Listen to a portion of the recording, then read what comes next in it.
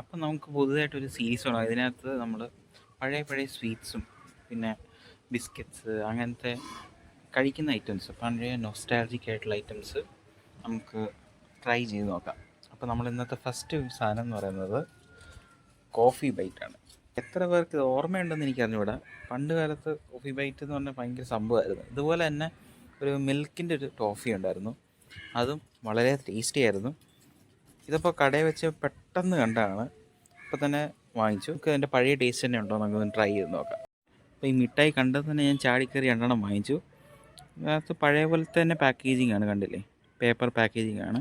ഇതിനകത്തൊരു സിൽവർ ഫോയിലിനകത്ത് പോലത്തെ ഒരു പേപ്പറിനകത്താണ് നമ്മുടെ മിഠായി. അപ്പോൾ അതേ നമ്മുടെ ചോക്ലേറ്റ് പഴയ പോലെ തന്നെ, ഒരു വ്യത്യാസവും ഇല്ല ഇതിനകത്ത്.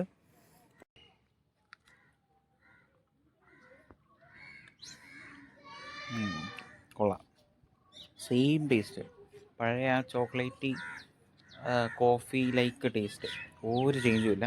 അടിപൊളി. ഇത് എവിടെയെങ്കിലും കാണുകയാണെങ്കിൽ വാങ്ങിച്ചോ ഗൈസ്.